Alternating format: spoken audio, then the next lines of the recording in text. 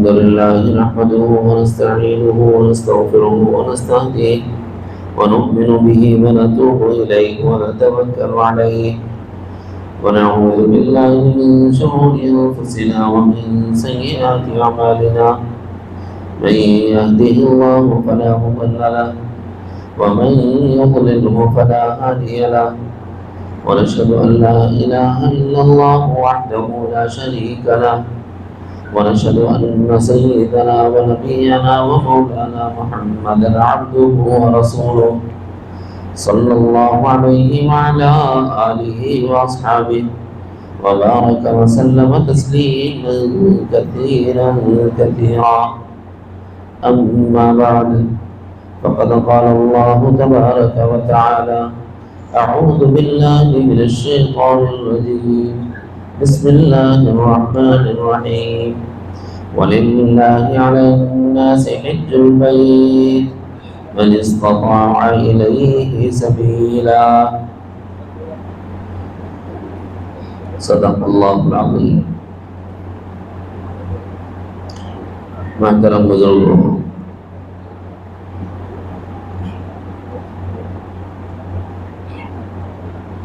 آج تھوڑی سی بات حج سے متعلق کرنے کو خواہش کی گئی ہے، چونکہ یہ وہ مہینہ ہے جس میں بہت سے حجاج حج کے لیے تشریف لے جا رہے ہیں۔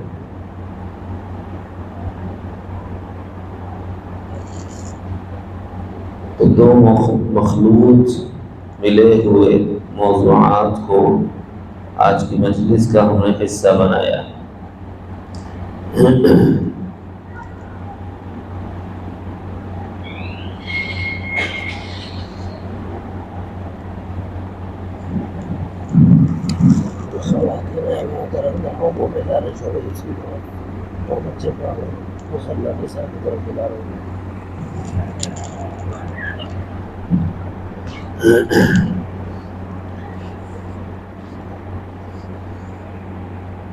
سب سے پہلے تو یہ جاننے کہ اللہ رب العزت نے اس کو ارکان دین میں کہلوایا پیارے حبیب جناب محمد رسول اللہ صلی اللہ علیہ وسلم کے واسطے سے۔ اس کو بنیاد دین سے بھی تعبیر کرتے ہیں ایک دوسری روایت سے، اور اس کو فرائض دینیہ میں سے ایک فرض قرار دیا گیا ہے۔ مثلا اس کو ارکان کیسے شمار کرتے ہیں؟ تو ایک حدیث ہے جس کو حدیث جبرائیل کہا جاتا ہے، جس میں 4 باتوں کا سوال جبرائیل امین نے حضرت نبی رحمت صلی اللہ علیہ وسلم سے کیا تھا، اور ان 4 سوالوں میں نبی علیہ السلام نے 3 سوالوں کے جواب دیے تھے، اور ایک سوال کی بابت فرمایا کہ یہ سوال کرنے والا جواب دینے والا دونوں کا علم اس معاملے میں برابر ہے۔ اس میں اشارہ تھا اس بات کی طرف کہ جو بات ملائکہ بھی نہیں جانتے وہ ہم بھی نہیں جانتے، یعنی یہ کہ اس کی کوئی خبر ہم تک بھی نہیں پہنچی۔ تو پھر سائل نے یعنی جبرائیل نے اس کی علامتوں سے متعلق سوال کیا، تو چند علامتیں نبی علیہ السلام نے بیان فرمائی۔ اس کو حدیث احسان بھی کہتے ہیں، اس کو حدیث جبرائیل بھی کہتے ہیں۔ پہلا سوال کیا تھا: وما الایمان یا رسول اللہ صلی اللہ علیہ وسلم، اللہ کے رسول ایمان کیا ہے؟ نبی علیہ السلام نے فرمایا کہ تم اللہ پر ایمان لاؤ، اس کے فرشتوں پر ایمان لاؤ، اس کی کتابوں پر ایمان لاؤ، اس کے رسولوں پر ایمان لاؤ، آخرت کے دن پر ایمان لاؤ، اور تقدیر پر ایمان لاؤ کہ خیر و شر اللہ تعالیٰ کی جانب سے ہے، اور مرنے کے بعد اٹھائے جانے پر ایمان لاؤ۔ یہ ایمان، اس کو ایمان مفصل سمجھ لیجیے یاد رکھنے کے لیے۔ حدیث میں 6 باتیں ہیں، ایمان مفصل میں 7 باتیں۔ خلاصہ اس کا یہی بنتا ہے کہ حضور علیہ السلام نے ایمان کے سوال کے جواب میں فرمایا آمنت باللہ وملائکتہ وکتبہ ورسلہ والیوم الآخر والقدر خیرہ وشرہ من اللہ تعالی والبعث بعد الموت۔ تو سائل نے دوسرا سوال کیا، وما الاسلام یا رسول اللہ، اللہ کے رسول اسلام کیا ہے؟ تو حضور نے ارشاد فرمایا تھا کہ اللہ پر ایمان لانے کے بعد نمازوں کا قائم کرنا، روزوں کا رکھنا، رمضان المبارک کے صاحب نصاب ہوں اور سال پورا ہو جائے تو زکوٰۃ ادا کرنا، اور صاحب استطاعت ہوں تو حج کرنا۔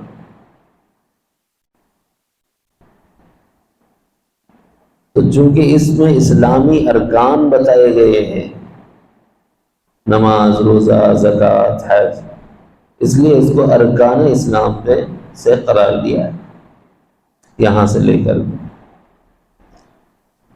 تیسرا سوال تھا احسان کیا ہے؟ جواب دیا گیا ان تعبد اللہ کأنک تراہ فإن لم تکن تراہ فإنہ یراک، کہ عبادت ایسی کرو، بندگی ایسی کرو جیسے تم اللہ کو دیکھ رہے ہیں، اور اگر یہ شعور نہیں ملتا تو یہ تو رکھو ہی، یہ تو لازم ہے کہ اللہ تو تمہیں دیکھ ہی رہا۔ یہ تیسرا سوال تھا۔ چوتھا سوال تھا قیامت کب واقع ہوگی؟ یہ ایسا علم ہے کہ جو اللہ کے سوا کوئی نہیں جانتا۔ ان اللہ عندہ علم الساعہ، قیامت کا حقیقی علم اللہ کے سوا کسی کے پاس نہیں، اسی لیے جبرائیل ہو کوئی اور مقرب فرشتہ قیامت کے بارے میں کچھ نہیں جانتا۔ ایسے ہی انبیاء کرام علیہ الصلاۃ والتسلیمات کو بھی اللہ تعالیٰ نے اس کی علامتیں تو بتلائی ہیں، لیکن یہ نہیں بتلایا کہ کب آئے گی، یہ نہیں بتلایا کہ قیامت کب واقع ہوگی، علامتیں بتلائی۔ پھر نبی سے پوچھا گیا کہ اس کی کچھ علامتیں بتا دیجئے، تو حضور علیہ السلام نے جو علامتیں بیان فرمائیں اس کا سورج کا مغرب سے طلوع ہو جانا، اور اسی طرح باندیوں کا اپنے آقاؤں کو جننا۔ اس کی مختلف تعبیرات اور توجیحات ہیں، اس وقت اس کا موقع نہیں ہے، میں صرف مختصر سا جواب دے رہا ہوں۔ حضرت مسیح عیسیٰ علیہ السلام کا نازل ہونا، اور اسی طرح دجال کا ظاہر ہونا، امام مہدی کا منتقل کیا جانا، پہچانا جانا، اور ان کے ہاتھ پر بیعت کرنا، اور پوری امت کا ان کی اقتداء کرنا۔ یہ کچھ علامات ہیں چیدہ چیدہ، ان میں سے چند علامات نبی علیہ السلام نے چوتھے سوال کے جواب میں بتائی۔ یہاں میرے مضمون کا جو حصہ ہے وہ ہے وما الاسلام میں فرمایا وحج بیت اللہ الحرام من استطاع الیہ سبیلا، جو اللہ کے گھر کا حج کر سکتا ہو اس پر اللہ تعالیٰ نے فرض کر دیا ہے کہ وہ اللہ کے گھر کا حج کرے، جائے وہاں پر۔ دوسری جگہ اس کا انداز ہی اللہ تعالیٰ نے بدل دیا، کیونکہ ایک بات مختصر سنانی ہے تو حدیث دوسری سناتا ہوں۔ میں نے عرض کیا تھا دوسرا جملہ کہ اس کو بنیاد دین کہتے ہیں، یہ بھی دوسری روایت میں ہے۔ نبی علیہ السلام نے جہاں اسلام کے پلر، ایمان کے پلر بتلائے، بنیاد دین قرار دیا جن باتوں کو، ان باتوں میں سے وہ 5 باتیں ہیں، ان میں سے ایک بات حج کا کرنا ہے۔ بنی الاسلام علی 5: شہادت ان لا الہ الا اللہ واقام الصلاۃ وایتاء الزکاۃ وصوم رمضان وحج بیت اللہ الحرام من استطاع الیہ سبیلا۔ تو اس میں 5ویں جو بات ہے اس کو بنی الاسلام کہہ کر اللہ کے نبی نے اسلام کی بنیادی حیثیت رکھنے والا ایک پلر قرار دیا، حج کے رکن کو۔ کہیں اللہ تعالیٰ نے احکام دیے قرآن مجید میں بہت سے کرنے کے، مثلا فرمایا اقیموا الصلاۃ، نماز قائم کرو، یہ تم پہ فرض ہے۔ ان الصلاۃ کانت علی المؤمنین کتابا موقوتا، وقت کے ساتھ نماز کو قائم کرنا تم پہ فرض کیا گیا۔ کہیں اللہ تعالیٰ نے فرمایا وآتوا الزکاۃ، زکوٰۃ ادا کرو، اور کہیں اللہ تعالیٰ نے فرمایا کتب علیکم الصیام، تم پر روزے ہم نے فرض کیے ہیں۔ لیکن جب باری آئی حج کی تو اللہ تعالیٰ نے حکم دینے کا طریقہ ہی بدل دیا۔ امر پہلے دیا اللہ نے، اقیمو، قائم کرو، الصلاۃ، نماز کو، آتو، ادا کرو، الزکاۃ، زکوٰۃ کو۔ یہاں کہیں اللہ تعالیٰ نے اپنے اسم مبارک نہیں لایا، لیکن جب حج کی باری آئی تو اللہ تعالیٰ نے اپنا نام پہلے لایا ہے۔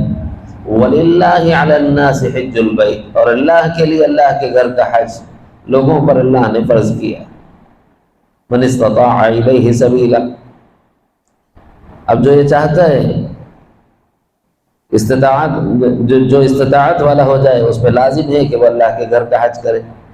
اب یہ ہر سال کرنے کا ہے نہیں، زندگی میں ایک بار کرنے کا مسئلہ ہے۔ کیوں؟ اس لیے کہ بہت سی چیزیں اس سے جڑی ہوئی اور وابستہ ہیں۔ مثلا سب سے پہلی بات تو یہ ہے کہ یہ پہلا گھر ہے زمین پر، اس سے پہلے کوئی گھر زمین پر تھا ہی نہیں، اور بالخصوص اللہ کے لیے تو کوئی گھر تھا ہی نہیں۔ فقہاء مورخین نے لکھا ہے کہ سب سے پہلے فرشتوں نے اس کی بنیاد رکھی، ایک تحقیق کے اعتبار سے۔ جب انسانوں سے پہلے زمین پر جنات آباد تھے تو ان کے لیے جہد متعین کرنے کے واسطے اللہ تعالیٰ نے فرشتوں کو حکم دیا، تو فرشتوں نے اس کی تعمیر کی۔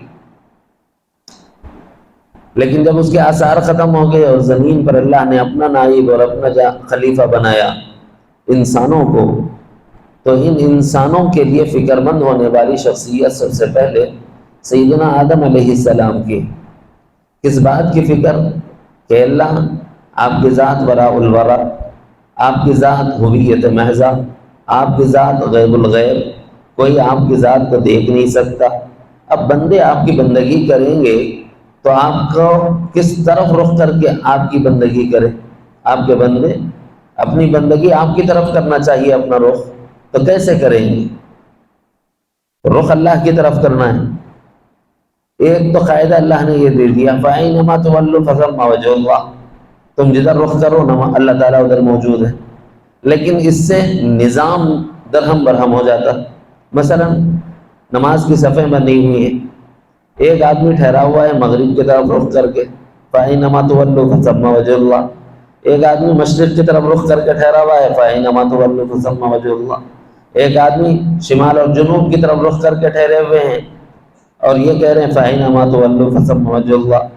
تو بتاؤ اس میں یکجہتی رہے گی، یکسانیت رہے گی، توجہ رہے گی؟ ارے انہیں کدھر رخ کر کے نماز پڑھ رہا، انہیں کدھر رخ کر کے نماز پڑھ رہا، ایک کی پشت کو ایک کی پشت، ایک کی پیٹھ کو ایک کی پیٹھ، یہ کیا مسئلہ ہے بھائی؟ کون کیا عمل کر رہا ہے نظر بھی نہیں آئے گا کیونکہ پیچھے رہیں گے۔ تو توجہ کہاں رہے گی، یکسانیت کہاں رہے گی؟ تو لوگوں کی عبادت میں یکسوئی کے لیے ضروری تھا کہ کوئی ایک جہت متعین کر دی جاتی کہ اللہ آپ اشارہ دے دیں، ہم اس طرف رخ کر کے نماز پڑھ لیں، آپ کی بندگی کر لیں۔ چنانچہ اللہ تعالیٰ نے حضرت آدم علیہ السلام سے فرمایا کہ تم زمین پر فرشتوں نے جہاں بنیاد رکھی تھی وہیں پر ایک تعمیر کرو، ایک گھر بناؤ، اور تم سب کے سب اس طرف رخ کر کے متوجہ ہو کہ میری بندگی کرنا، میں تمہاری بندگی کو قبول کر لوں۔ اسی لیے اللہ نے اس کے بارے میں قرآن مجید میں فرمایا، ان اول بیت وضع للناس، وہ سب سے پہلا گھر ہے جو لوگوں کے لیے بنایا گیا ہے، للذی ببکۃ مبارکہ، اللہ نے اس کے شہر کو پکا قرار دیا، اور وہ بڑی برکتوں والی جگہ ہے۔ حضرت آدم علیہ السلام کے بعد حضرت نوح علیہ السلام تک لوگ اسی کی جانب رخ کر کے عبادت اور بندگی کیا کرتے تھے۔ چونکہ افراد چھوڑے تھے، بس ایک علاقے میں پائے جاتے تھے، اب وہاں حضرت آدم کی اولادیں بڑھتی گئیں اور پھلتی اور پھیلتی گئیں اور کثرت ہونے لگی، یہاں تک کہ حضرت نوح علیہ السلام کا زمانہ آیا۔ تو جب طوفان نوح آیا تو طوفان نوح میں جو عمارت تھی حضرت آدم کی اٹھائی ہوئی، وہ عمارت کیا تھی؟ چند پتھر تھے جوڑ کے رکھ دیے گئے تھے، کچی مٹی رکھ دی، اس کے اوپر پتھر رکھ دیا، کچی مٹی رکھ دی، اس کے اوپر پتھر رکھ دیا، کوئی پختہ عمارت نہیں تھی۔ اب ظاہر ہے کہ اتنی تیز بارش اور اتنا تیز تنور سے پانی کا نکلنا اور زمین سے پانی کا ابلنا، وہ ایسا تھا کہ پوری کی پوری قوم ہلاک کرنے کا اللہ نے اس کو سبب اور ذریعہ بنا دیا تھا۔ تو اتنے بڑے پانی کے دھارے میں اس معمولی سی عمارت کا باقی رہنا، ان پتھروں کا باقی رہنا، ظاہر ہے کہ یہ بہت دشوار اور مشکل کام تھا۔ وہ بہہ گئی، بچا کچھ بھی نہیں، چونکہ فرشتوں نے بنیاد رکھی تھی، بنیاد رہ گئی، اوپر سے اوپر جو پتھر رکھے ہوئے تھے عمارت کی شکل میں وہ طوفان نوح میں بہہ گئے اور آثار مٹ گئے۔ تو پھر وہی بات پیدا ہو گئی کہ اب لوگ کس طرف متوجہ ہو کے عبادت کریں گے، کس طرف رخ کر کے عبادت کریں۔ تو اللہ تعالیٰ نے حضرت جد الانبیاء حضرت سیدنا ابراہیم خلیل علیہ السلام کو منتخب فرمایا، کیونکہ انہی کی ذریت سے اس کائنات میں اللہ تعالیٰ نے بے شمار نبی بھیجے۔ حضرت یعقوب علیہ السلام اور ان کے ذریت سے بہت سے نبی کائنات میں آئے، اور پھر ان کی ایک اور اولاد ہے حضرت اسماعیل علیہ السلام، چونکہ اللہ تعالیٰ نے ان کو بسایا ہی وہاں اور وہیں سے حضرت خاتم النبیین کو مبعوث کرنا تھا، تو اللہ تعالیٰ جل جلالہ عمن والوں نے سیدنا ابراہیم علیہ السلام سے حکم فرمایا کہ اپنی اولاد کو لا کر کے اس مبارک گھر کی طرف چھوڑ دو۔ حضرت ابراہیم علیہ السلام بہت سی باتوں میں آزمائے گئے ہیں۔ وَإِذِ ابْتَلَىٰ إِبْرَاهِيمَ رَبُّهُ بِكَلِمَاتٍ فَأَتَمَّهُنَّ، اللہ نے ان کو آزمایا بہت سی باتوں میں، تو ان میں وہ پورے کے پورے کھرے اترے، کامل نکلے، کھرا سونا تھے۔ جو آزمائشیں ان پر آئیں، ان آزمائشوں میں سے ایک آزمائش یہ تھی، ایک یہ ہے کہ آدمی کو سال 1.5 سال میں اولاد ہو جائے، پھر اولاد کی قدر نہیں رہتی۔ وہی اولاد اگر 10-20 سال کے بعد کسی کے پاس آئے، اب بتاؤ کیا قدر ہوتی ہے اس کی؟ بڑی آؤ بھگت ہوتی ہے، اس کو نیچے گرنے نہیں دیتے، اس کو نیچے بیٹھنے نہیں دیتے، اس کو گندگی میں دیکھنا پسند نہیں کرتے، جی اس کو بھوکا پسند نہیں کرتے، اس کو پیاسا رکھنا پسند نہیں کرتے۔ اگر بیوی تھوڑی توجہ نہ دے بچے کی طرف تو آدمی بے قرار ہو جاتا ہے، لپک کے بچے کو کھلانے لگتا ہے، پلانے لگتا ہے، بیوی کو ڈانٹنے لگتا ہے کہ یہ کیا تم بدتمیزی کر رہی ہو، تمہیں نہیں دکھتا کہ بچہ پیاسا ہے، بچہ بھوکا ہے؟ یہ سب ہوتا ہے کہ نہیں ہوتا؟ کب ہوا بھائی؟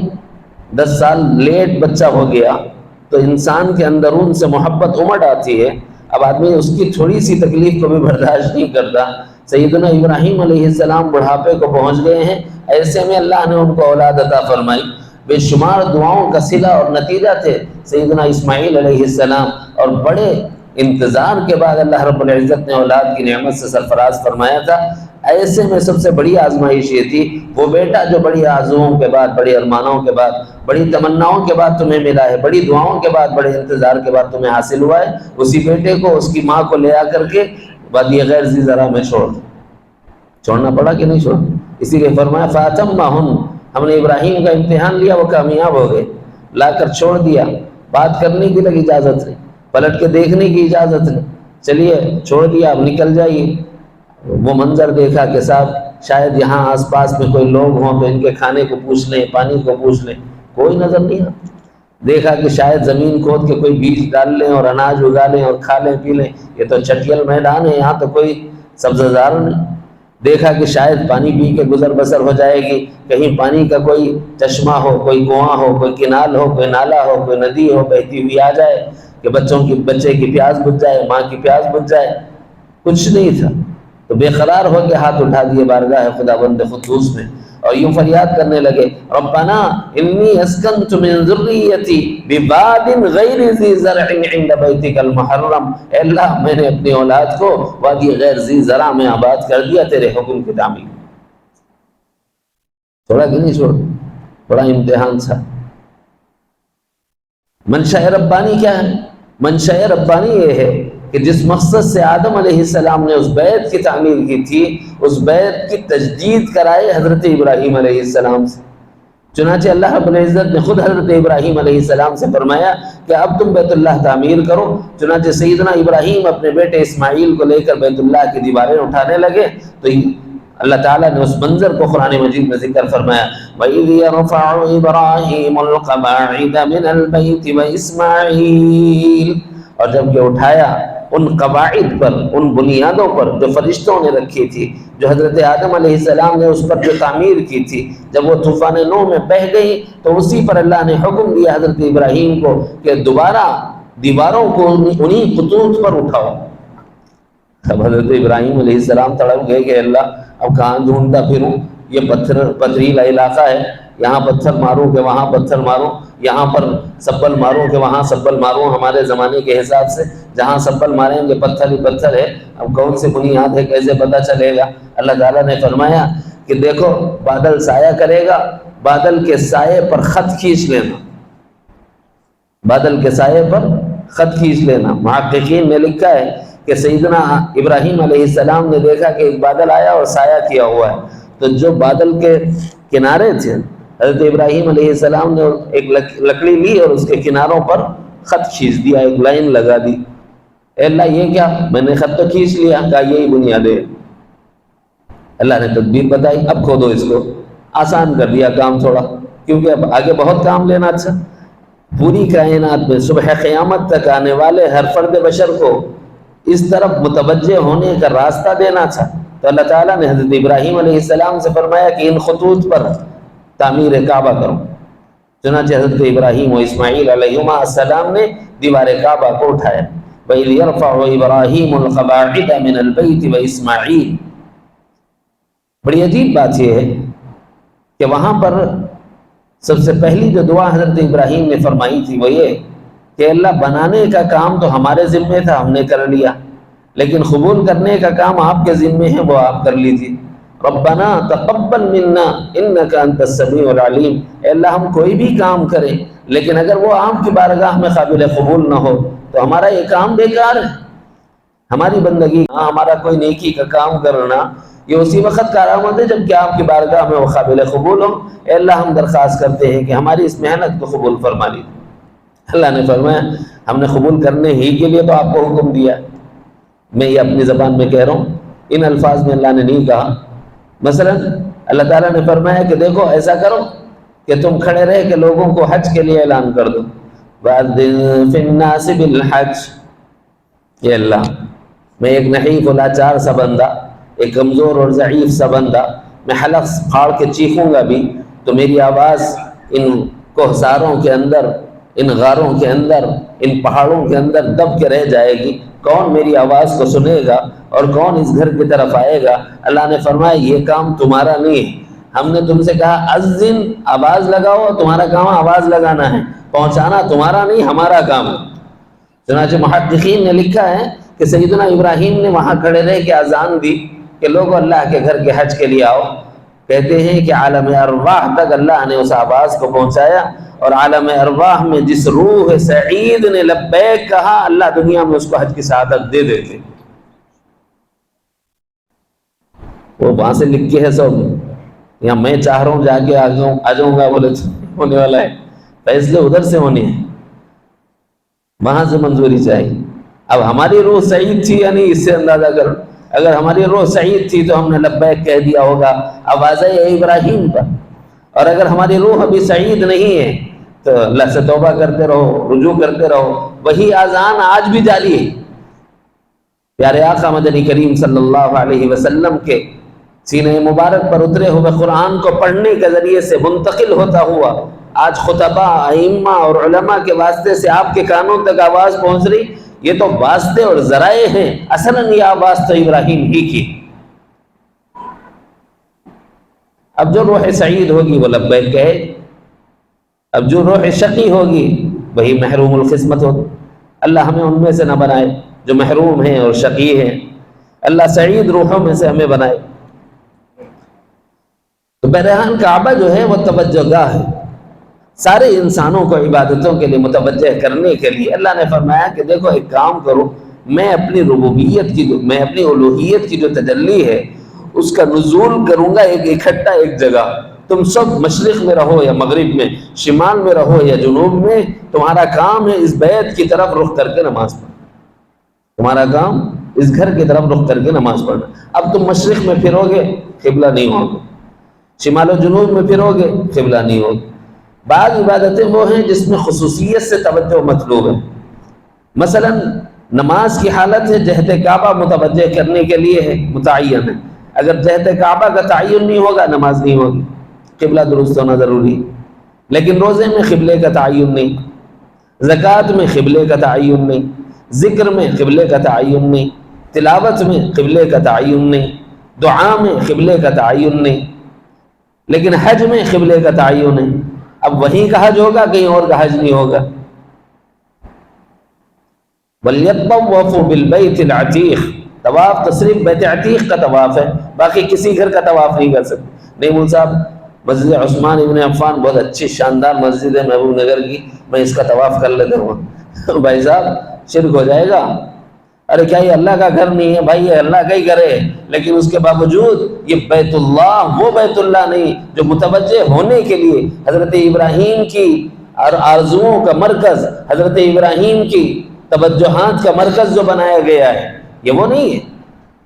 اسی لیے تھوڑے دنوں کے لیے ہم کچھ عرصے کے لیے بیت المقدس کی طرف رخ کر کے نماز پڑھے بھی ہیں، تو پھر ایک لمحہ ایسا آیا کہ اللہ تعالیٰ نے پیارے آقا کے ارمانوں کا مرکز بنا دیا بیت اللہ۔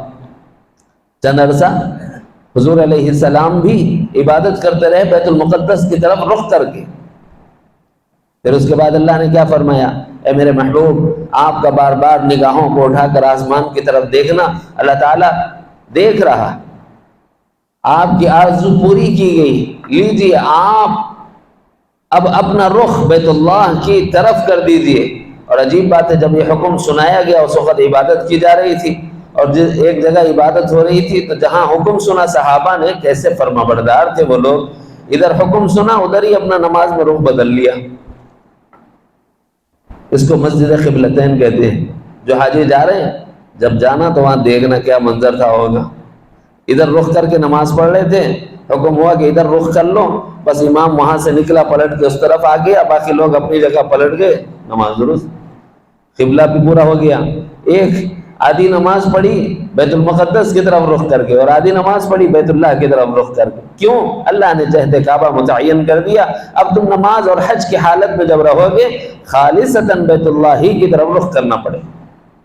وہ انسان جو ساری زندگی عبادتوں میں بیت اللہ کی طرف رخ کر رہا ہے، بچپن سے لے کے بچپن تک کے زمانے میں ایک ایک نماز پڑھتے ہوئے اتوجہ بجہت الکعبہ، میں کعبے کی طرف متوجہ ہوتا ہوں کہہ کر تکبیر باندھتا ہے، اب زندگی میں ایک بار تو اس کو دیکھ لے آدمی، یعنی گویا ساری زندگی جس گھر کی طرف رخ کر کے نماز پڑھتا رہا، اللہ تعالیٰ یہ چاہتے ہیں کہ ایک بار تو جا کر دیکھ آئے۔ فرائض میں سے ایک فرض اللہ نے اس کو بنا دیا، ضروریات میں سے ایک ضروری امر بنا دیا۔ ہاں البتہ ایک شرط لگائی، اللہ تعالیٰ بڑے رحیم ہیں، من استطاع الیہ سبیلا، استطاعت ہے تو جاؤ، استطاعت نہیں ہے تو تمہارا یہاں کھڑے رہ کے عبادت کرنا ہی کافی ہے۔ وہاں پر بہت سی یادیں ہیں، ایک یاد تو یہ ہے کہ وہ حضرت آدم علیہ السلام کی اول تعمیر ہے، ان اول بیت وضع للناس۔ دوسری یاد یہ ہے کہ سیدنا ابراہیم علیہ السلام نے اس کو دوبارہ قواعد پر اس کی دیواروں کو بلند فرمایا، وَإِذْ يَرْفَعُ إِبْرَاهِيمُ الْقَوَاعِدَ مِنَ الْبَيْتِ وَإِسْمَاعِيلُ، حضرت اسماعیل بھی وہاں پتھر اٹھا رہے۔ تیسری یادگار یہ ہے کہ آج بھی نقوش پائے ابراہیم وہاں موجود ہے۔ ہمارے زمانے میں گوا بندے گوا دیوانہ اٹھانا ہے تو چار فٹ اٹھا دیے تو اس کے بعد بولتا مستری ایک دن دیو مول صاحب گوا اٹھانا ہے، بولتا نہیں بولتا کیوں؟ اگر گوا نہیں اٹھائے گا تو آگے کی دیوار جو ہے وہ بلند نہیں کر سکتی۔ بڑی عجیب بات ہے، اس زمانے میں گوئے کا نظام تو تھا ہی نہیں۔ اللہ تعالیٰ نے حکم فرمایا کہ ابراہیم ہمارا گھر بناؤ، تو بنانے کے لگ گئے۔ جب بنانے لگے اور دیواریں اپنے قد سے اونچی ہونے لگی، سوچنے لگے کہ اب کیا کریں۔ اللہ نے فرمایا کہ پتھر نیچے رکھو، اس پر چڑھ کر دیوار تعمیر کرو۔ حضرت ابراہیم اس پر کھڑے ہو گئے اور تعمیر کرنے لگے، تو جیسے جیسے دیوار بلند ہوتی جاتی، فرماتے کیا اور بلند ہو جاتا وہ پتھر ان کو لے کر اٹھ جاتا اور اس کے بعد دیوار لگا دیتے۔ پھر مٹیریل لینا ہوتا، کہتے نیچے ہو جا تو نیچے ہو جاتا، مٹیریل لیتے پھر اٹھا دیتے۔ یعنی گویا اللہ تعالیٰ نے اس پتھر کو ایلیویٹر بنا دیا تھا، وہی ڈاؤن بھی ہوتا تھا اپ بھی ہوتا تھا۔ اس ڈاؤن اور اپ ہونے میں حضرت ابراہیم کے قدم مبارک کے نشان اس پر پڑ گئے ہیں، اور اللہ نے اس پتھر کو بھی اور اس پر حضرت ابراہیم علیہ السلام کے کھڑے رہ کر مخلصانہ اللہ کے گھر کے تعمیر کرنے کو اس قدر محبوب اور پسند فرمایا کہ وہ پتھر جہاں رکھا ہوا ہے، اللہ تعالیٰ نے اس پتھر کے رکھے ہوئے جگہ کے بارے میں فرمایا کہ وَاتَّخِذُوا مِن مَّقَامِ إِبْرَاهِيمَ مُصَلًّى، لوگوں جب تم عبادت کرنا نا، بالخصوص جب کبھی یہاں سے وہاں جانا ہو تو مقام ابراہیم کو سجدہ بناؤ. کیسی عظمتوں والا وہ پتھر ہوگا، اسے دیکھنے کے لیے اللہ رب العزت ہمیں بلا رہے ہیں. یہ وہ مکان ہے جس کے بنانے میں حضرت اسماعیل کے ننھے ننھے ہاتھ لگے، یہاں ان کی برکات اور ثمرات کا ظہور ہوتا ہے. یہ وہ مکان ہے جہاں حضرت ہاجرہ کی خود قربانیاں نظر آتی ہیں. یہ وہ مکان ہے جس کے بائیں تھی اگر آپ دیکھیں گے حجر اسود کے نچلے حصے میں تو آپ کو چاہے زمزم نظر آئے گا. یہ الگ بات ہے کہ آج سیلاب ڈال دیا گیا، چھت ڈال دیا گیا، لیکن اس کے نیچے ہے موجود، کنواں موجود ہے آج بھی. عصر حاضر کے تقاضوں کو ملحوظ رکھ کے حجاج کی سہولت کے لیے، مطاف کو کی توسیع کے لیے، اس کو وسیع کرنے کے لیے اس کو ڈھانپ تو دیا گیا ہے، لیکن نیچے آج بھی موجود ہے. وہ کون سی جگہ ہے؟ وہ وہی جگہ ہے جہاں سیدنا اسماعیل نے اپنی ایڑیاں رگڑی تھی اور جبرائیل نے اپنا پر مبارک مارا تھا. اللہ رب العزت نے چاہے زمزم کو وہاں جاری فرمایا، آج تک بھی وہ پیا جاتا ہے. اور ایسا عجیب و غریب پانی، بولنے کو بھی بڑی حیرت ہوتی ہے کہ بولیں کہ نہ بولیں، اس لیے کہ پیارے آقا نے اس کے بارے میں یوں فرمایا الزمزم لما شرب له. زمزم تو وہ چیز ہے کہ جس چیز کے لیے پیو اس کے واسطے کافی ہے. اس کی دعا ہی بڑی عجیب ہے، جب اس پر غور کریں گے تو اس کی روحانیتوں کا اندازہ ہوگا. نبی رحمت صلی اللہ علیہ وسلم نے اس کے پیتے ہوئے جو دعا فرمائی وہ یہ ہے اللہم انی اسألک علما نافعا. اس دنیا میں آدمی کو کیا چاہیے؟ رفعت کے لیے، قدر و منزلت کے لیے، عزت کے لیے، فرمایا علم چاہیے. پیارے آقا فرما رہے ہیں زمزم پیتے ہوئے یوں دعا کرو اللہ مجھے نفع دینے والا علم دے دے. زمزم پیو گے اللہ علم دے دے گا. الزمزم لما شرب له. زمزم وہ ہے جس چیز کے لیے پیو اس کے واسطے. اور دعا کرتے ہوئے کیا دعا سکھلائی؟ اسألک علما نافعا، نفع دینے والے علم کا سوال اللہ تعالیٰ سے. کیا مطلب ہے؟ پانی پئیں گے تو علم اندر آئے گا، علم نہیں آئے گا نورانیت اتنی آئے گی کہ علم خود بخود آ جائے گا چل کے. روحانیت اتنی آئے گی کہ علم خود بخود آ جائے گا چل. فقیر ہوں، بڑا محتاج ہوں، بڑا کمزور ہوں معیشت کے اعتبار سے، بڑا تنگ دست ہوں، حالات کا مارا ہوں، اللہ کے حبیب صلی اللہ علیہ وسلم نے فرمایا زمزم پیو کافی ہے اس کے واسطے. کیوں؟ دعا کا اگلا حصہ وہی ہے وَرِزْقًا وَاسِعًا. اے اللہ میں آپ سے سوال کرتا ہوں وسعت والے رزق کا. ارے زمزم پہ تو رزق ملتا، ہاں ملتا. فرمایا کھانے کی نیت سے پی لو تو زمزم کھانا بن جائے، پانی کی نیت سے پی لو تو پانی بن جائے، نور کی نیت سے پی لو تو نور بن جائے، رحمت کی نیت سے پی لو تو رحمت بن جائے، برکت کی نیت سے پی لو تو برکت بن جائے. جس مقصد کے لیے پیو وہ مقصد حاصل ہو جائے. علم کے لیے پیو علم مل جائے، روزی روٹی کے لیے پیو تو روزی روٹی کا سامان اس سے ہو جائے. نہ صرف یہ بلکہ کچھ مادی بیماریاں ہیں، کچھ روحانی بیماریاں ہیں. اگلے دعا کا حصہ یہ بتا رہا ہے کہ زمزم میں اللہ نے شفا بھی رکھی ہے. جب زمزم پیتے ہو تو یوں دعا کرتے ہیں وَشِفَاءً مِّن كُلِّ دَاءٍ. اے اللہ ہر بیماری سے شفا نصیب فرما، چاہے وہ مادی بیماریاں ہوں چاہے وہ روحانی بیماریاں ہوں. یہ وہ جگہ ہے اللہ تعالیٰ فرما رہے ہیں کہ دیکھ یہ زمزم ہے، اسے دیکھنے نہیں جائے گا. زندگی میں ایک بار تو چلے جا، جب جائے گا تو پیے گا بھی اور تجھے علم بھی ملے گا، رحمتیں اور نورانیتیں اور برکتیں بھی حاصل ہوں گی، انشراح صدر بھی نصیب ہوگا. اور پھر اس کے ذریعے سے تو علم نافع بھی حاصل کرے گا، اس کے ذریعے سے تو رزق واسع بھی حاصل کرے گا، اس کے ذریعے سے تو بیماریوں سے شفا بھی پائے گا. کیا مادی بیماریاں ہوں، سر درد ہے، پیٹ درد ہے، جی کینسر ہے، ہر بیماری کے لیے علاج زمزم کے اندر، بشرطے کہ نیت کے ساتھ بھی ہے. انما الاعمال بالنیات. تم جیسی نیت کرو گے ویسا حاصل ہو جائے. نیتیں درست کرو. اور پھر فرمایا کہ دیکھو یہ وہ برکتوں کا مقام ہے کہ جب اسماعیل کی ایڑیوں سے اللہ نے زمزم کو جاری کیا. کیا دیکھنا نہیں چاہو گے کہ وہ کیسا مقام ہوگا جہاں اسماعیل پڑے ہوئے ہیں، نہ ان کے ابا ابراہیم ہیں نہ اور کوئی رشتہ دار ہے. رشتہ دار ہیں، کوئی جن کوئی انس وہاں موجود نہیں، کوئی بشر وہاں موجود ہے، کوئی بشر موجود نہیں. ایک عورت ایک بچہ، ہاجرہ اسماعیل علیہما السلام.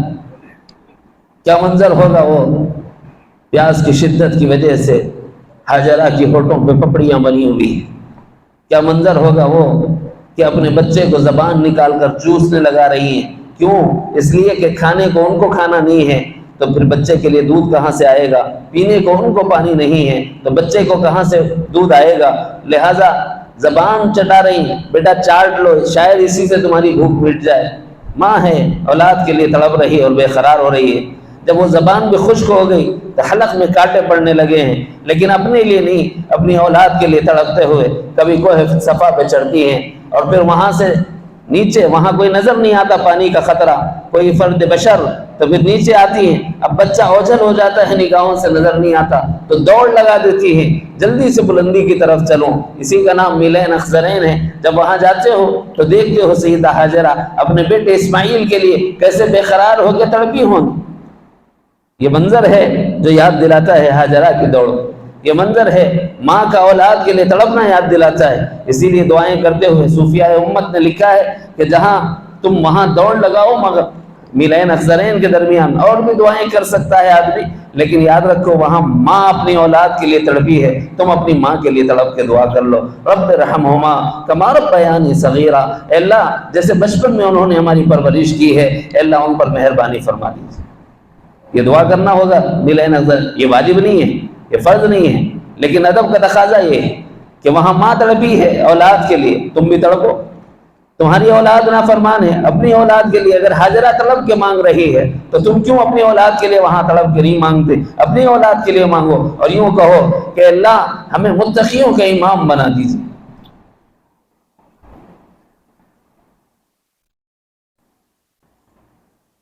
ربنا هب لنا من ازواجنا وذرياتنا قرة اعين واجعلنا للمتقين اماما رب هب لي من الصالحين۔ اولاد ہی نہیں ہے، رب لا تذرنی فردا وانت خیر الوارثین، بڑھاپے میں ابراہیم و ہاجرہ کو اسماعیل دینے والے اور سارہ کو اسحاق دینے والے، اے رب ہم تجھی سے فریاد کرتے ہیں ہمیں بھی اولاد دے دے، ہمیں غیر وارث نہ چھوڑ، ہمارا بھی وارث پیدا فرما۔ یہ دعائیں ہیں کی جا سکتی۔ اولاد ہے تو اپنے کو ایسی اپنے لیے ایسی دعا کرو کہ ان کی ہدایت بھی ہو، ان کی صالحیت، ان کے تقوی اور طہارت کو مانگنے کا طریقہ ہے وجعلنا للمتقین اماما، اے اللہ ہمیں متقیوں کا امام بنا دیجیے، یعنی ہماری اولاد ہوگی اور متقی ہوگی اور ہم ان کے بڑے ہوں گے تو امام ہی کہلائیں۔ اور اگر ماں باپ یاد آئیں تو کہو رب ارحمہما کما ربیانی صغیرا۔ جب میلین اخضرین کے درمیان دوڑ لگانا تو حضرت ہاجرہ کی یاد آتی، چاہے صفا پہ چڑھو چاہے مروہ پہ چڑھو، یہ دونوں پہاڑ شعائر اسلام میں سے ہیں۔ بڑی عجیب بات یہ ہے، اصحاب اور نائلہ نام کے دو بت تھے اور یہ بت رکھے ہوئے تھے دور جاہلیت میں، ایک صفا پہ رکھا ہوا ایک مروہ پہ رکھا ہوا۔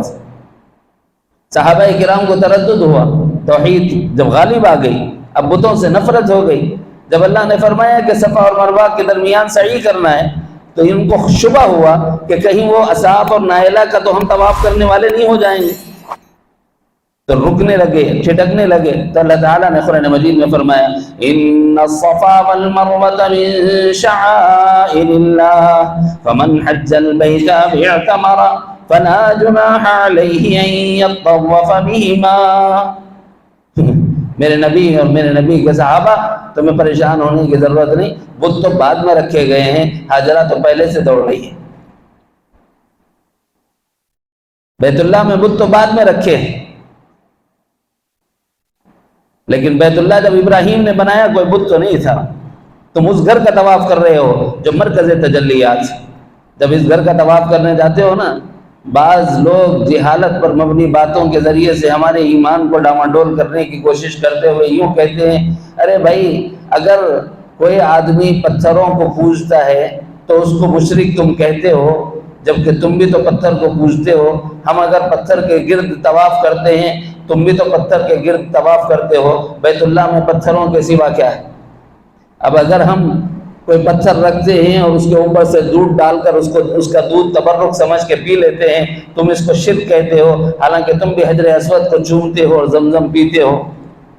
تو یاد رکھ لینا، جواب یہ ہے کہ ہم بیت اللہ کی دیواروں کا طواف کرنے نہیں جاتے، ہم تجلیات الہیہ کا طواف کرنے جاتے ہیں، چونکہ ہم بندے ہیں اور رب کی رحمتوں کو دیکھ نہیں سکتے، تو رب کی رحمتیں کہاں اتر رہی ہیں وہ اشارہ دیا گیا ہے کہ اس گھر کے اطراف و اکناف میں اللہ رب العزت برکتوں کو اور اپنی الوہیت کی تجلیات کو وارد کر رہا ہے، تو بندہ مومن اور امت محمد جب بیت اللہ کا طواف کر رہا ہوتا ہے، صرف وہ جگہ متعین کی گئی ہے، وہاں اصل میں تجلیات الہیہ کا ورود ہے۔ ہم تجلی الہی کو طواف کرنے جاتے ہیں اور ہم بوسہ دیتے ہیں تو جنت کے پتھر کو بوسہ دیتے ہیں، اور زمزم کو ہم اس لیے پیتے ہیں کیونکہ اللہ تعالیٰ نے فرمایا ہے کہ یہ برکت ہے جو جاری فرمائی اللہ رب العزت نے اپنے کرم سے اسماعیل کی ایڑیوں سے اور جبریل کے پروں سے۔ جواب سمجھ آ گیا؟ تم میں اور ہم میں بہت فرق۔ یہ وہ جگہ ہے جہاں بے شمار مواقع میں حضرت جبرائیل تشریف لائے ابراہیم سے ملاقات کے لیے، اسماعیل سے ملاقات کے لیے۔ یہ وہ جگہ ہے جہاں جبرائیل کا ورود ہوا ملائکہ کے جمع غفیر کے ساتھ اور ہجوم کے ساتھ، پیارے آقا مدنی کریم جناب محمد الرسول اللہ صلی اللہ علیہ وسلم کے پاس قرآن مقدس کو لے گئے۔ یہ وہ برکتوں کا محل ہے جہاں فرشتوں کا نزول ہوتا رہتا ہے، بارہا وارد ہوتے رہے ہیں ابراہیم سے ملاقات کے لیے، اسماعیل سے ملاقات کے لیے، جی سیدنا محمد الرسول اللہ صلی اللہ علیہ وسلم کی چاکری کے لیے یہ آتے رہے۔ یہ برکتوں کا مرکز ہے ملائکہ، اس کے دیکھنے کے لیے زندگی میں ایک مرتبہ اس گھر کو جانا چاہے۔ تو اللہ نے اس کے بارے میں عجیب بات فرمایا، ولی اللہ، شروع ہی ایسا کیا ہے، بڑی عجیب بات یہ ہے کہ اس کا ہر عمل میری طرف ہی لانے والا ہے، ابتدا تا با انتہا۔ اب یہاں سے میں اشارہ نہیں دوں گا وقت نہیں ہونے کی وجہ سے، صرف عنوان بتا دوں گا، آپ پہلے جا کے سن لیجئے۔ عمرے کے سفر سے پہلے فقیر نے عرض کیا تھا کہ حج اور عمرہ، حاجی اور معتمر اور جنازے میں کوئی فرق نہیں ہے۔ جنازہ بھی اللہ ہی کی بارگاہ میں پہنچتا ہے، حاجی بھی اللہ ہی کی بارگاہ میں پہنچتا ہے۔ آپ وہاں سن لی، وقت میرا بچ جائے گا تھوڑا سا تاکہ دوسری بات میں کر سکیں۔ السلام نے جب یہ گھر تعمیر کیا نا، جہاں بہت سی دعائیں کی، وہاں ایک دعا یہ بھی کی، وہ دعائیں تھی، اے اللہ آپ کے حکم پر میں نے اپنی اولاد کو وادی غیر ذی زرع میں چھوڑ دیا۔ منشا کیا ہے؟ لیقیموا الصلاۃ، نماز قائم۔ یہ سبق ہے وہاں سے لینے۔ اب دیکھو کہ ہماری زندگی میں نمازیں آئیں کہ نہیں آئیں، نہیں آئیں تو نمازوں کو اپنی زندگی میں لانے کی فکر کرو۔ ابراہیم کا کعبہ تعمیر کرنا مقصد تھا، اولاد کا نمازوں کا قائم کرنا توجہ کے ساتھ۔ باقی رہ گیا مسئلہ ان کی روزی روزگار کا، فَجَعَلَ أَفْئِدَةً مِّنَ النَّاسِ تَهْوِي إِلَيْهِ، لوگوں کے دلوں کو ان کی طرف متوجہ کر دی تھی۔ اللہ نے سبیل نکال دی، وَأَذِّن فِي النَّاسِ، تم حج کا اعلان کر دو، لوگ خود ہی آ جائیں گے۔ لوگ آنے سے پہلے اللہ نے قبیلہ بنو جرہم کو بھیج دیا، زمزم کی برکت سے قبیلہ جرہم آ کر وہاں آباد ہو گیا۔ یہ تاریخ ہے، آپ اٹھا کر پڑھ لیں۔ اس کے ساتھ جو دعا فرمائی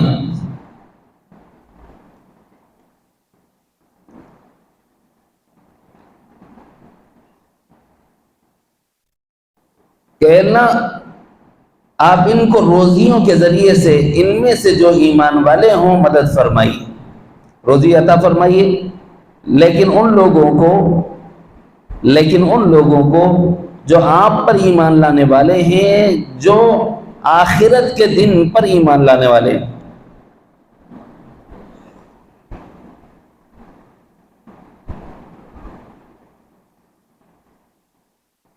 فَمِنْهُمْ مَنْ آمَنَ بِاللَّهِ وَالْيَوْمِ الْآخِرِ، اللہ ان میں سے جو آپ پر اور آخرت پر ایمان لانے والے ہیں ان کو روزیاں عطا فرمائے۔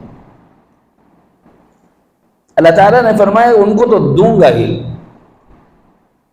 ان کو تو دوں گا ہی، جو ایمان والے ہیں ان کو روزی دوں گا ہی، اور آخرت کے دن پر ایمان لانے والوں کو تو روزی دوں گا ہی۔ اب یہاں یہ سوال ہے کہ ہم ایمان والے ہیں پھر روزی نہیں ہے، یہ سوال ہی بیکار ہے۔ اس کا مطلب ہے کہیں کھوٹ ہے ہمارے ایمان میں، کہیں کمی ہے ہمارے ایمان میں، کہیں ہم صفات ایمانی سے ناقص تو نہیں ہیں۔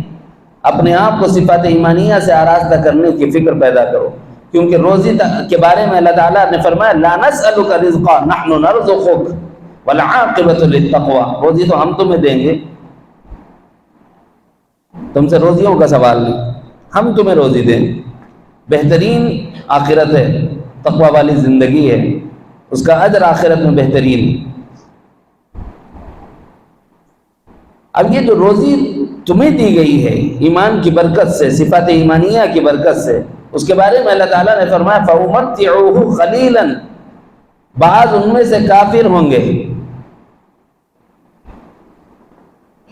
فَأُمَتِّعُوهُ قَلِيلًا، ایمان والوں کی برکت سے بعض کافروں کو تھوڑا دے دوں گا، فائدہ اٹھانے دوں گا۔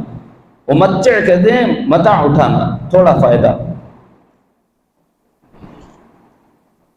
اگر میں یہ بات کہوں، قسم کھا کے کہوں، تو قرآن مجید کی اس آیت کے خلاف نہیں ہوگا۔ کیا؟ آج جس کافر کے منہ میں لقمہ ہے، آج جس مشرک کے منہ میں لقمہ ہے، آج جس یہودی اور نصرانی اور مجوسی کے منہ میں لقمہ ہے، آج جس دہریے کے منہ میں لقمہ ہے، قسم بخدا وہ تم ایمان والے ہو، تمہاری برکت سے اللہ ان کو خیرات دے رہا ہے۔ کیوں؟ فَأُمَتِّعُوهُ قَلِيلًا، تھوڑا فائدہ اٹھانے دے گا اللہ ان کو۔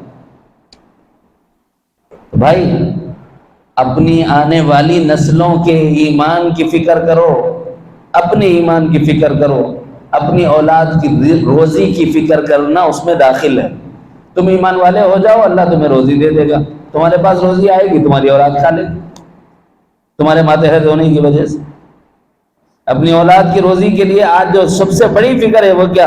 Engineer, doctor, professor, lecturer, scientist. مومن بنانے کی کوئی فکر نہیں۔ ارے بھائی رزق تو یہاں ہے، حضرت ابراہیم بتا رہے ہیں اے اللہ آپ ان کو رزق دیجیے جو آپ پر ایمان لانے والے اور آخرت پر ایمان لانے والے۔ جن کا یہ ایمان نہیں، ان کے علاوہ کو بھی ملے گا، لیکن ایمان والے کی برکت سے ملے گا، ان کی خیرات میں ملے گا، ان کا صدقہ، ان کا اتارا ملے گا، ان کی بھیک ملے گی، تھوڑا فائدہ اٹھانے کے لیے دیا جائے گا۔ لیکن اس کے بعد ثم اضطرہ الی عذاب النار، اگر فکر ایمان نہ کرو گے، صفات ایمانیہ سے اپنے کو آراستہ کرنے کی جہد نہیں کرو گے، کوشش نہیں کرو گے، تو پھر ہلکے ہلکے جہنم کی طرف کھینچ لیے جاؤ، آزمائشوں میں ڈالے جاؤ۔ وبئس المصیر، بہت برا ٹھکانہ ہے وہ، بچیں اس سے۔ یہ ہے سبق حج کو جائیں تو لینے کا۔ بہت سے حجاج جا رہے ہوں گے آپ کے اپنے رشتہ داروں میں یا اقربا میں، راز کی بات بتاؤں، بیت اللہ کو دیکھنا تو 2 دعائیں رٹا مار کے جاؤ، مگر عجیب بات یہ ہے کہ جس کو نہیں دینا ہوتا نا، اللہ میں اس وقت بلا دیتے اس کو۔ تجربہ یہ ہے، جب بیت اللہ پہ پہلی نظر پڑے، امام الانبیاء مخبر صادق جناب محمد الرسول اللہ صلی اللہ علیہ وسلم نے ارشاد فرمایا کہ بیت اللہ پر زندگی میں پہلی بار جو بندہ جا رہا ہوں، پہلی بار جو نگاہ پڑی، اس لمحے میں پلک جھپکنے سے پہلے جو دعا مانگے گا قبول ہو جائے گی 1000%، 1% 2% نہیں، ہوگی ہی ہوگی۔ اب ایسے میں کیا دعا مانگنا؟ اب بیچارے تھوڑے غم زدہ لوگ ہوں گے تو بولیں گے اللہ میری بیوی بدل دے، نہیں تو اس کو سدھار دے، بولیں گے۔ سب سے بڑا دکھ وہی ہے زمانے کا۔ صوفیاء امت نے بتلایا کہ بھائی بہترین دعا یہ ہے، یوں دعا کرو کہ اے اللہ مجھے مستجاب الدعوات بنا دیجیے۔ کیا مطلب؟ اس کا مطلب یہ ہے کہ میں زندگی میں جب مانگوں، جہاں مانگوں، جو مانگوں، جس کے لیے مانگوں، وہ دے دیجیے۔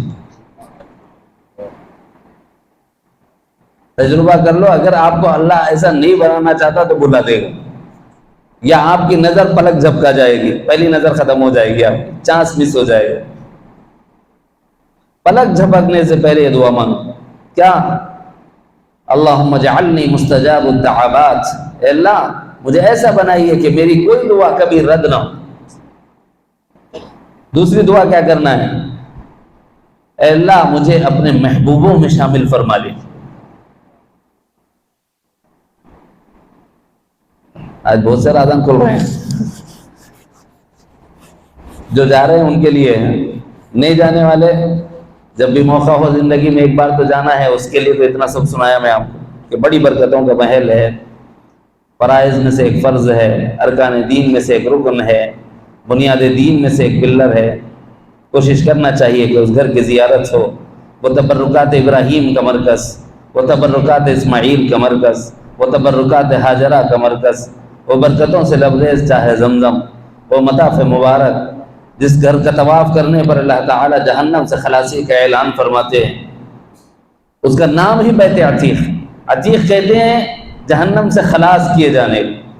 وہ گھر ایسا ہے کہ تم اس کے پاس چلے جاؤ گے تو تم جہنم سے نکال لیے جاؤ گے، اس کی برکت ہی ہے۔ بس شرط لگائی کہ جب جانا نا تو جیسا جانا ہے ویسا جاؤ۔ فلا رفث ولا فسوق ولا جدال فی الحج، جب تم حج کا ارادہ کر لو تو 3 کام نہیں کرنے۔ رفث نہ ہو، یعنی شہوت کو ابھارنے والا کوئی بھی عمل نہ ہو، مختصر لفظوں میں، نہ اشارے میں نہ کنایے میں۔ فلا رفث ولا فسوق، جو اللہ نے کرنے کو کہا ہے وہ کوئی چھوڑنا نہیں، اور جو اللہ نے نہیں کرنے کو کہا ہے وہ کوئی کام کرنا نہیں۔ ولا فسوق میں یہ دونوں باتیں داخل۔ ولا جدال فی الحج، اور حج ہے ہی لڑائی کی جگہ۔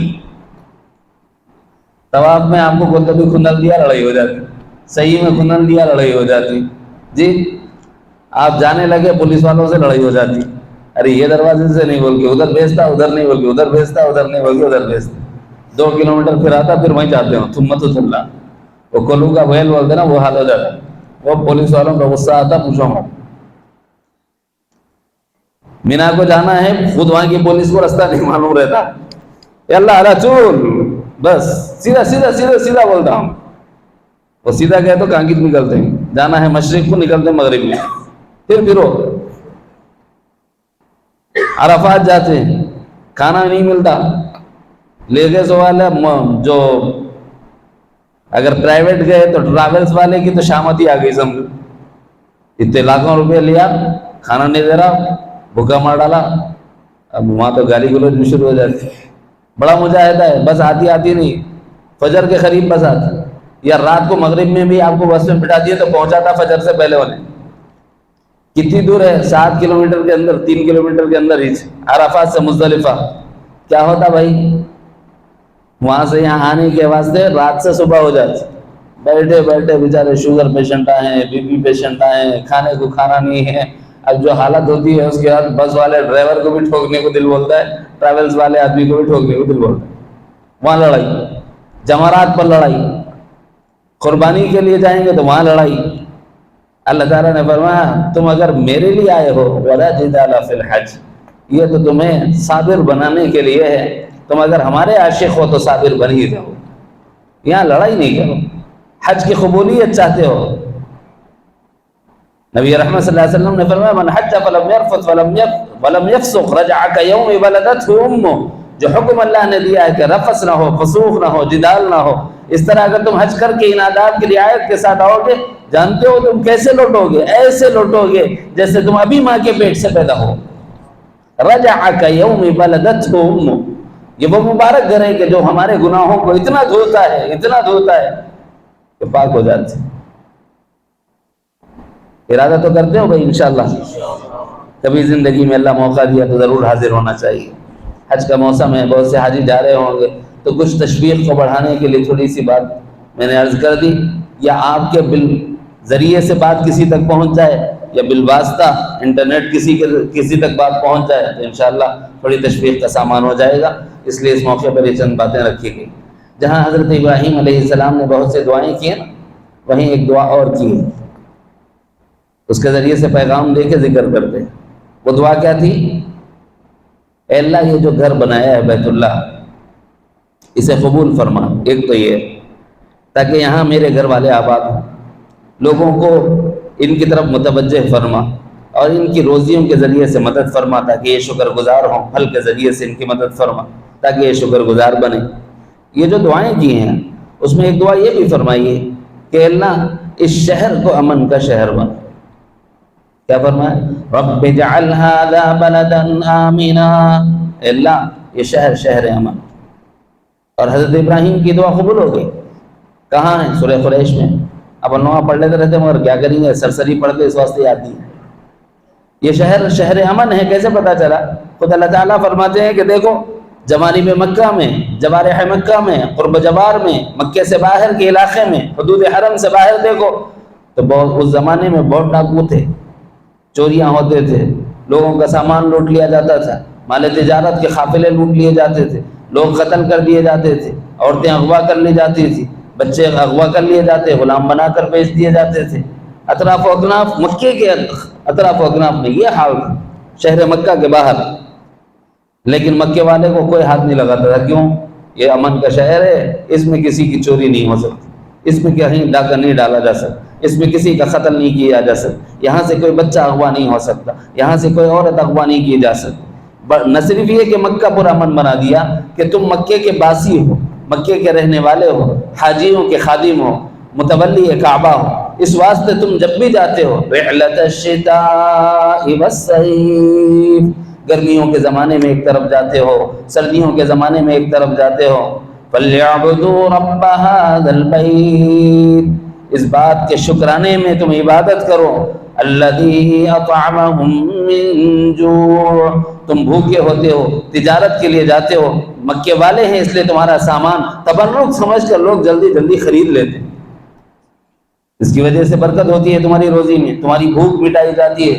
الذی اطعمہم من جوع، تمہیں بھوک میں کھلانے والا وہ اللہ. وآمنہم من خوف، اور تم جب جاتے ہو اور لوگوں کو پتہ چلتا ہے یہ کعبے والے ہیں، یہ مکے والے ہیں، یہ بیت اللہ والے ہیں، تو تمہارے قافلے پہ کوئی حملہ نہیں کرتا. کیوں؟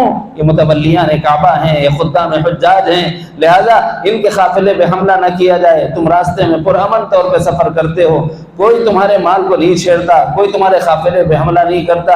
یوں اللہ نے خوف سے تمہیں امن عطا فرما دیا. اس کے شکرانے میں اللہ تم سے یہ تقاضا کرتا ہے فَلْيَعْبُدُوا رَبَّ هَذَا الْبَيْتِ، اس بیت کی برکت سے تمہیں یہ عزتیں ملی ہیں تو اسی بیت کے رب کی عبادت کرو. یہ اہل قریش سے کہا گیا ہے لِإِيلَافِ قُرَيْشٍ إِيلَافِهِمْ رِحْلَةَ الشِّتَاءِ وَالصَّيْفِ فَلْيَعْبُدُوا رَبَّ هَذَا الْبَيْتِ الَّذِي أَطْعَمَهُم مِّن جُوعٍ وَآمَنَهُم مِّن خَوْفٍ. حضرت ابراہیم نے دعا کی رب اجعل هذا بلدا آمنا، اللہ نے ایسا امن والا بنایا کہ خود اللہ نے اعلان فرمایا کہ کتنا امن دیا ہے. تم یہاں رہتے ہو تو مامون ہو، تم یہاں والے ہو تو کہیں بھی جاؤ مامون. وہ امن اللہ نے دے دیا. ایسی امن کی جگہ بنائی. وجہ فرمایا کہ جب تم عبادت کرنا چاہتے ہو نا تو امن مطلوب ہے، امن، ورنہ آپ عبادت نہیں کر سکتے. آج دیکھ لو بیت المقدس میں عبادت کرنے کو جاتے ہیں تو کبھی سینوں پہ جوتے پڑتے ہیں، کبھی لات ماری جاتی ہے فوج کی جانب سے، کبھی پشت پر لات مار دی جاتی ہے. آدمی رکوع کی حالت میں ہوتا ہے پیچھے لات مار دی جاتی ہے، آدمی سجدے کی حالت میں ہوتا ہے پیشانیاں زمین پہ رگڑ دی جاتی ہیں بوٹوں کے ساتھ. امن ہے؟ خوف ہے؟ بتاؤ بھائی. اب جو یہ عبادتیں ہو رہی ہیں تو یہ عبادتیں اطمینان سے ہو سکتی ہیں؟ نہیں ہو سکتی. تو عبادت اطمینان سے ہو اس کے لیے امن ضروری ہے کہ نہیں ہے؟ سمجھ آ رہے ہیں؟ حضرت ابراہیم یہ دعا کیوں کر رہے ہیں؟ اے اللہ یہاں پر کبھی ایک عبادت ہوگی، کبھی دو عبادتیں ہوں گی، کبھی تین ہوں گی، کبھی چار اکٹھی ہو جائیں گی. مثلا صرف طواف کر رہا ہو بیت اللہ کا حاجی ہے، معتمر ہے، ایک عبادت ہوئی. نماز کا وقت داخل ہو گیا، دوسری عبادت شامل ہوگی. اور اگر یہی بندہ وہاں پر رمضان کے مہینے میں چلا جائے، رمضان کے روزے کی حالت میں جائے، ایک عبادت ہوگی. بیت اللہ کا طواف کرے، دوسری عبادت ہوگی. طواف کے درمیان نماز کا وقت ہو جائے تو نماز کو کھڑے ہو جائے، تیسری عبادت ہوگی. ابھی اس کا نصاب کا سال پورا ہو گیا تو فوری وہ آدمی اپنا زکوٰۃ ادا کر دے وہاں سے نکلتے ہی، تو یہ چوتھی عبادت ہو گئی. تو عبادت ایک دو تین چار اکٹھی ہو سکتی ہے. یہ ایسا گھر ہے اے اللہ سب سے زیادہ اس کو امن کا مرکز بننا چاہیے. چنانچہ حضرت ابراہیم نے دعا کی کہ اللہ اس کو امن کا گھر بنا دیجیے. تو اس سے سبق کیا لینا ہے؟ اس سے سبق یہ لینا ہے کہ بھائی عبادتوں کے لیے امن ضروری ہے. پردہ کرنا عبادت ہے نہیں ہے؟ نہیں بول رہے ہیں. پردہ کرنا عبادت ہے نا. اگر نہیں کرنے دیے تو امن ہے کہ ظلم ہے؟ تو جو آدمی امن کے خلاف کر رہا ہو اس کے خلاف لڑنا چاہیے کہ نہیں لڑنا چاہیے؟ امن کی خاطر ظالم کے ظلم کو روکنا چاہیے. کیسے لڑیں گے؟ تلوار لے گئے. اس زمانے میں تلوار لے بولے تو دوسری مجلس میں نہیں آتا کوئی بھی. یہ زمانہ تلوار کا نہیں ہے، خالی ایک بٹن دبانے کا ہے. یہ 21 سال چانس ہے، اگر کر لیے تو بھلا ہے، آگے رہے گا چانس، ورنہ آگے چانس رہے گا نہیں رہے گا نہیں معلوم. بھائی اپنے ملک کو امن و امان کا گہوارہ بنانا ضروری ہے عبادتوں کے لیے. آپ روزہ رہنا چاہ رہے ہیں، آگے کہا جائے گا نہیں آپ اپنے آپ کو ہلاکت میں ڈال رہے ہیں، نہیں رہ سکتے. آپ زکوٰۃ نکالنا چاہ رہے ہیں، آپ سے یہ کہا جائے گا نہیں تمہارے بیوی بچوں کا حق ہے، تم اپنا مال ایسا ضائع نہیں کر سکتے، زکوٰۃ نہیں دے سکتے. ظلم ہوگا کہ نہیں ہوگا؟ فریضے میں ادائیگی میں رکاوٹ ہوگی کہ نہیں ہوگی؟ کوئی آدمی حج کو جا رہا ہے، اس سے کہا جائے گا کہ تم ہماری اکنامی کو ڈاؤن کر رہے ہو، ہمارے ملک کا سرمایہ لے جا کر دوسرے ملک میں ڈال رہے ہو، لہٰذا تم یہاں سے حج کے لیے نہیں جا سکتے، پابندی لگ جائے گی. ہوگا کہ نہیں ہوگا؟ کیوں؟ ہماری اکنامک ڈاؤن ہو رہی. بھائی تم نہیں جانا باہر، بولے تو کیا کر لیتے؟ ملک کا قانون بن گیا، اب یہ بنے گا. اللہ نہ کرے اگر ہم نے اس مرتبہ غفلت کی تو یہ ہو جائے. اس لیے میرے بھائی یہ سال غفلت کا نہیں ہے، چونکہ وقت نہیں ہے. آئندہ پھر میرے کو موقع ملے گا نہیں ملے گا نہیں معلوم. حضرت ابراہیم علیہ السلام کے دعاؤں میں سے ایک دعا کو ذریعہ بنا کر ایک نصیحت اس میں سے لے لی میں نے، وہ یہ رب اجعل ھذا بلدنا آمنا. عبادت کے لیے امن ضروری ہے، یہ ابراہیم کہہ رہے ہیں. ایک طرف اسباب ظاہر میں عمارت کا تعمیر کرنا ضروری ہے، دوسری طرف اللہ کی طرف رجوع کرنا ضروری ہے. ہاتھ اٹھائے ہیں اللہ سے دعا مانگ رہے ہیں کہ امن کا گھر بنا دیجیے. ایسے ہی ہم بھی دعا کریں گے اللہ ہمارے ملک کو امن و امان کا گہوارہ بنا دیجیے. جیسے بیت اللہ کی عبادت کے لیے تعمیر کی حضرت ابراہیم نے، ویسے ہی اپنے ملک کو امن کا گہوارہ بنانے کی تعمیری کام میں اپنے کو ڈالیے. تخریبی کوئی کام کی دعوت نہیں ہے، تعمیری کام یہ ہے کہ امن کو نافذ کرنے والوں کو لاؤ، ظلم کرنے والوں کو ہٹاؤ. کریں گے بھائی انشاءاللہ. اللہ تعالیٰ مجھے اور آپ کو عمل کی توفیق عطا فرمائے.